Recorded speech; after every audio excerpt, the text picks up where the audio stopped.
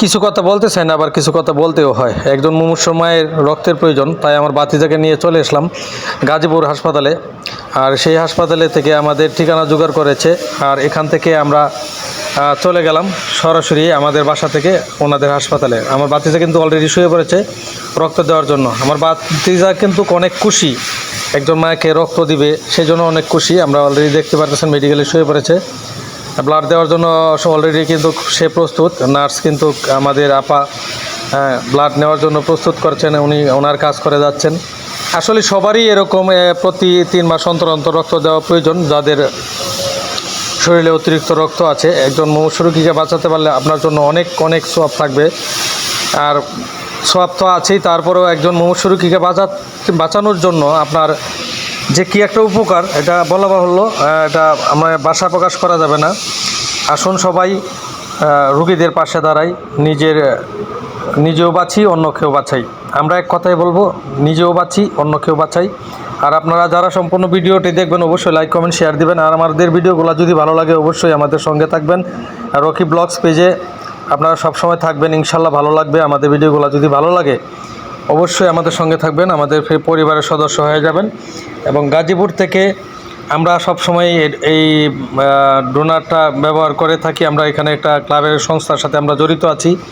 এবং যদি আপনাদের কারো বি পজিটিভ রক্তের প্রয়োজন হয়, আমাদের পেজে নাম্বার দেওয়া আছে, আমাদের পেজের নাম্বারের সাথে কন্ট্যাক্ট করতে পারেন আপনারা। ইনশাল্লাহ আমরা দেওয়ার চেষ্টা করব, যতটুকু পারি দেওয়ার চেষ্টা করব। 3 মাস অন্তর অন্তর এক একজনের ব্লাড দিয়ে থাকেন।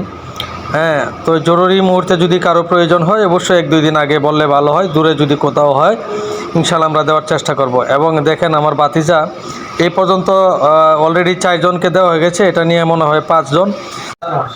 এই পর্যন্ত তুমি কয়জনকে ব্লাড দিয়েছো? এটা নিয়ে 5 জন। 5 জন। ব্লাড দেওয়ার পর তোমার কাছে কেমন মনে হয়? ঠিক আছে, তোমার অনুভূতিটা কিরকম মনে হয়? ঠিক আছে, সব ওকে। সব ওকে না, তোমার ওকে বললে হবে না। তোমার কাছে কেমন মনে হয় যে আমি একজনকে ব্লাড দিছি, তার হয়তো জীবন রক্ষা হতে পারে এটা দিয়ে, এরকম তোমার কাছে অনুভূতিটা কেমন মনে হয় যে আসলে আমি একজনকে উপকার করছি? এরকম এটা তো দরকার আছে উপকার করা, আমি এটা মানবিক কাজ, আমার কাছে এটা মানবিক কাজ। আচ্ছা আচ্ছা, এরকম কি সবারই এগিয়ে আসা উচিত? সবারই আসা উচিত। হ্যাঁ, ঠিক আছে, ধন্যবাদ তোমাকে এরকম সুন্দর একটা কাজে এরকম উদ্যোগ নেওয়ার জন্য। ধন্যবাদ তোমাদের বন্ধু বান্ধবকে। তোমার বন্ধু বান্ধব তো অনেকেই মনে হয় ব্লাড দেয়, তাই না? আমার এই সংগঠনে 40 জনের মতো লোক আছে। 40 জন? 40 জন। তোমাদের সংগঠনের নাম কি? সংগঠনের নাম হচ্ছে জো ফাউন্ডেশন। জো ফাউন্ডেশন, রক্তদান। গাজীপুর, গাজীপুর লক্ষ্মীপুর না? আচ্ছা আচ্ছা, ঠিক আছে। আপনাদের যদি কারো এরকম ব্লাড প্রয়োজন হয় আমাদের নাম্বার থাকবে, নাম্বারে যোগাযোগ করলে ইনশাল্লাহ আপনারা ওনাদের সাথে যোগাযোগ করতে পারবেন। যে কোনো গ্রুপের রক্তের জন্য আমাদের যে নাম্বার থাকবে এই নাম্বারে যোগাযোগ করবেন, ইনশাল্লাহ আপনারা যতটুকু পারি সহযোগিতা করতে পারবেন।